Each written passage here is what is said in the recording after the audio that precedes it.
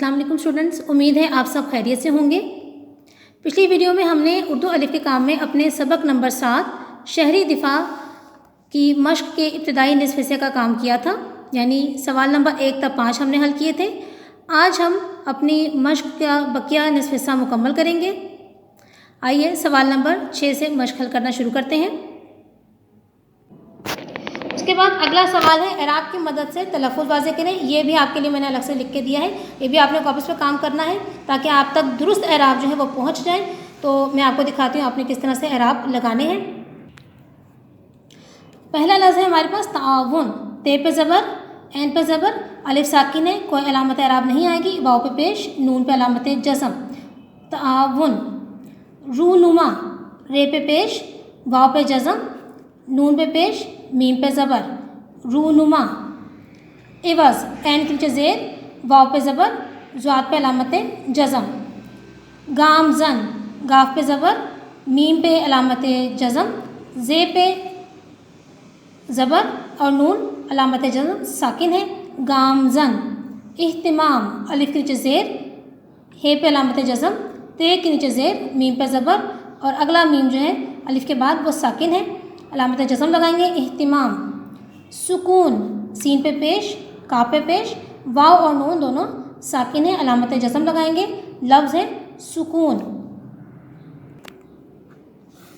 सवाल नंबर 7 है हमारे पास सबक के मतन के मुताबिक मुनासिब लफ्ज़ की मदद से खाली जगह पुर करें, यानी सबक को मद्देनज़र रखते हुए हमने खाली जगह पुर करनी है। फ़ोन की घंटी बजी और हामिद ने कर फ़ोन उठाया। खाली जगह का दुरुस्त लफ्ज़ होगा लपक। बेजुज़ है। धमाका करने वाले किस कदर लोग हैं। खाली जगह का दुरुस्त लफ्ज़ है जालिम। जीम, मुल्क व कौम के दुश्मन नहीं चाहते कि हमारा मुल्क की राह पर गामज़न हो। खाली जगह का लफ्ज़ है तरक्की।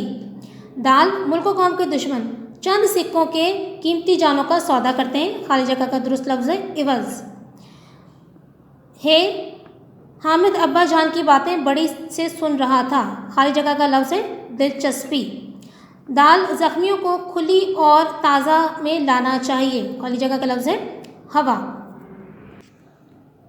8वां सवाल है ट्रैफिक हादसे या किसी ऐसी हंगामी सूरत में आपको क्या करना चाहिए। ये तलबा और तालिबात ने खुद हल करना है, यानी कि आपको बता दिया गया है, सबक आपने पढ़ लिया है कि कोई भी हादसा अगर पेश आता है तो क्या आपका पहला रद्द-ए-अमल होना चाहिए। तो इसी तरह यहाँ पर आपने ट्रैफिक हादसे या किसी और हंगामी सूरत हाल के मुताबिक आपने जो आपका रद्द-ए-अमल होगा वो आपने ख़ुद 2 से 3 सत्रों में लिखना है। ज़्यादा तवील नहीं लिखना, लेकिन 2 से 3 सत्रों में, जिस तरह कि यहाँ पर आग लग जाने का मामला बताया था या हड्डी टूटने का जो बताया था कि किस तरह दुरुस्त करवाना है, तो इसी तरह आपने भी ट्रैफिक हादसे या किसी भी हंगामी सूरत हाल के बारे में 2 से 3 सत्रों में आपने अपना जवाब लिखना है।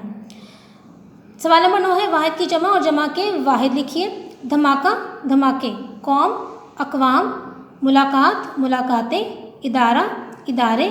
हादसात, हादसा। हरकत, हरकात। तख्तियाँ, तख्ती। उसके बाद है हमारे पास सवाल नंबर 10 शहरी दिफा के मुताबिक कॉलम अलिफ में दिए गए अल्फाज को कॉलम बे के मुतअल्लिक़ा अल्फाज से मिलाइए। इसका मकसद ये होता है कि सबक में जिस जुमले में ये लफ्ज़ आया है उसके साथ ही वो दूसरा लफ्ज़ आया होगा। पहला लफ्ज़ है बड़ी मार्केट, मुतअल्लिक़ा लफ्ज़ है बम धमाका। अस्पताल, मुतअल्लिक़ा लफ्ज़ है एमरजेंसी। मुल्क, मुतअल्लिक़ा लफ्ज़ है कौम। ज़ख्मी, मुतअल्लिक़ा लफ्ज़ है मरहम पट्टी। इब्तिदाई तिब्बी इमदाद, मुतअल्लिक़ा लफ्ज़ है महकमा शहरी दिफा। ताज़ा, मुतअल्लिक़ा लफ्ज़ है हवा। मसनूई, मुतअल्लिक़ा लफ्ज़ है तरीके। फ़ोन, मुतअल्लिक़ा लफ्ज़ है घंटी। उसके बाद ये किताब पे ये भी काम आपका कॉपीज़ पे करने वाला है। सवाल नंबर 11 है आपके पास दर्ज झैल अल्फाज को जुमलों में इस तरह इस्तेमाल करें कि उनकी तज़कीर व तानीज़ वाज़ेह हो जाए, यानी कि जुमले इस तरह बनाने हैं कि आपको पता चले कि लफ्ज़ मुज़क्कर इस्तेमाल हुआ है या मुअन्नस इस्तेमाल हुआ है। घंटी, फ़ोन की घंटी बजी। अब इसमें मैंने नहीं बताया कि मुज़क्कर या मुअन्नस, मेरा जुमला वाज़ेह कर रहा है कि लफ्ज़ घंटी जो है वो मुअन्नस है। मैंने कहा फ़ोन की घंटी बजी, तो की और बजी से मालूम हुआ कि घंटी लफ्ज़ मुअन्नस है। इसी तरह से फ़ोन, धमाका, कौम, मुलाकात, शऊर, दुश्मन, हड्डी, इन तमाम अल्फाज के आपने जुमले इस तरह बनाने कि तज़कीर व तानीज़ वाज़ेह हो जाए।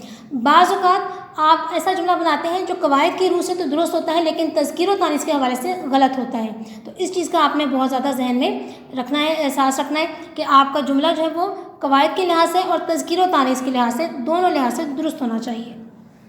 उसके बाद गलत दुरुस्त की निशानदही है हमारे पास। सबक शहरी दिफा के मुताबिक दर्ज झैल सवालात में से दुरुस्त और गलत की निशानदही करें। यानी दुरुस्त और गलत है और हमने लिखना नहीं है, बस हमने टिक का निशान लगाना है। अलिफ जो है हमारे पास, शहर की बड़ी मार्केट में बम धमाका हुआ है, दुरुस्त। बे, ज़लज़ले की वजह से अस्पताल में इमरजेंसी लगी हुई है, गलत। हामिद के अब्बाजान शहर के बड़े अस्पताल में सर्जन थे, दुरुस्त, क्योंकि उन्होंने बताया है कि वो सारी रात जो है वो लोगों का जराही ऑपरेशन करते रहे, तो ऑपरेशन करने का काम सर्जन का होता है। हामिद ज़ख्मियों की मदद नहीं करना चाहता था, गलत। हादसे में बाज़ लोगों की हड्डियाँ टूट जाती हैं, दुरुस्त। सवाल नंबर 13, सबक शहरी दिफा का खुलासा तहरीर करें। ये काम हम अपनी पिछली वीडियो में कर चुके हैं और आप अपने कॉपीज़ पे तहरीर भी कर चुके हैं। उसके बाद हमारे पास सरगर्मी है, फ़ेल मजहूल को फ़ेल मारूफ में बदलना। पहले भी आप ये काम कर चुके हैं। मजहूल के मानी है नामालूम, यानी फ़ेल मजहूल ऐसा फ़ेल होता है जिसका काम करने वाला, जिसका फ़ाइल मालूम ना हो। मसलन किताब लिखी गई, अब हमें नहीं पता चल रहा कि किताब किस शख्स ने लिखी। अखबार पढ़ा जाएगा, किसने अखबार पढ़ा, फ़ाइल नामालूम है। गाड़ी चलाएगी, कौन गाड़ी चला रहा है। अगर हम कहते हैं अहमद गाड़ी चला रहा है या अहमद गाड़ी चलाएगा, तो हमें पता चल गया कि यहाँ फ़ाइल अहमद है, लेकिन यहाँ पर गाड़ी चलाई जाएगी, फ़ाइल नाम मालूम है। तो ये सारी मिसालें खाना खाया जा रहा है फ़ेल मजहूल की हैं। ऊपर दी गई मिसालों में लिखी गई, पढ़ा जाएगा, चलाई जाएगी और खाया जा रहा है मजहूल अफ़ाल हैं, इसलिए कि इनके फ़ाइल नामालूम हैं। यानी हम नहीं जानते कि किताब किसने लिखी, अखबार कौन पढ़ेंगे, गाड़ी कौन चलाएगा, कौन सा अफराद खाना खा रहे हैं। ऐसे तमाम अफ़ाल जिनके फ़ाइल मालूम ना हो मजहूल कहलाते हैं। अब नीचे दिए गए कॉलम अलिफ में फ़ेल मजहूल वाले कॉलम दिए गए और बे में जो है फ़ेल मारूफ में तब्दील किया गया है। कहानी पढ़ी गई, सऊद ने कहानी पढ़ी, यानी कॉलम अलिफ में फ़ेल मजहूल, कहानी पढ़ी गई, नहीं मालूम किसने पढ़ी। कॉलम बे में लिखा है सऊद ने कहानी पढ़ी, तो फ़ाइल मालूम है, यानी कि सऊद जो है वो फ़ाइल है जिसने कहानी पढ़ी है। बेजुज़ गाड़ी चलाई जाती है, असगर गाड़ी चलाता है, फ़ेल मारूफ। तनख्वाह में इजाफ़ा किया जाएगा, फ़ेल मजहूल। हुकूमत तनख्वाह में इजाफ़ा करेगी, फ़ेल मारूफ। घर बनाया जाएगा, फ़ेल मजहूल। जमील घर बनाएगा, फ़ेल मारूफ। चावल ख़रीदे जाते हैं, फ़ेल मजहूल। सुहेल और तारिक चावल ख़रीदते हैं, फ़ेल मारूफ। और ये जहन में रखिएगा कि अगर फ़ेल मारूफ माजी में है तो फ़ेल मजहूल माजी में होगा। इसी तरह से फ़ेल मारूफ अगर माजी में है तो फ़ेल मजहूल माजी में होगा। अगर फ़ेल मजहूल आपका मुस्तक़बिल में है या हाल में है तो उसी हिसाब से फ़ेल मारूफ भी तब्दील होगा। यानी ज़माने आपने अपनी मुनासिब अपनी तरफ से जो है वो नहीं लिखने, बल्कि आपको ये देखना पड़ेगा कि आपका फ़ेल मारूफ या फ़ेल मजहूल किस ज़माने का है।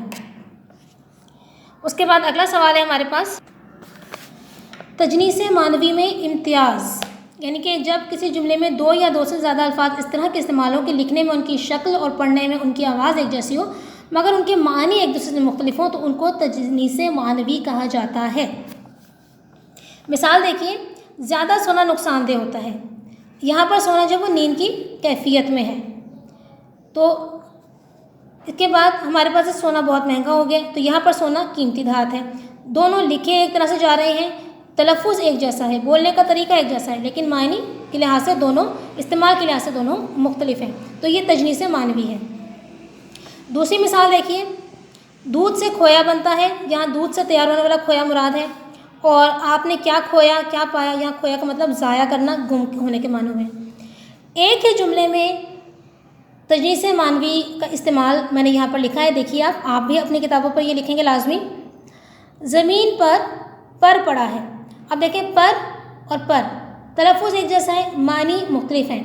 पहला पर जो है वो हमारे पास हरफ़े जार है और दूसरा पर हमारे पास परिंदे का पर है, ठीक है। तो इस तरह से हमारे पास तजनीस मानवी है, यानी कि जिनके मानी अलग हैं लेकिन आवाज़ और इमला एक जैसी है, तो ये था हमारे पास तजनीस मानवी। तो स्टूडेंट्स, ये थी हमारी बकिया मश्क। अब आपने इस मश्क में सवाल नंबर 6, 8 और 11 अपनी कॉपियों पे हल करना है, जबकि सवाल नंबर 7, 9, 10 और 12 आपने अपनी किताबों पर हल करना है। सवाल नंबर 13 जो कि सबक का खुलासा था, पहले भी बताया जा चुका है कि वो हम पिछली वीडियो में उसका काम कर चुके हैं। तो आपने ये तमाम सवालात जो हैं किताब और कॉपी पर लिख कर उसके बाद आपने अच्छी तरह से याद करने हैं। अगले सबक तक के लिए इजाज़त दीजिए। अल्लाह हाफ़िज़।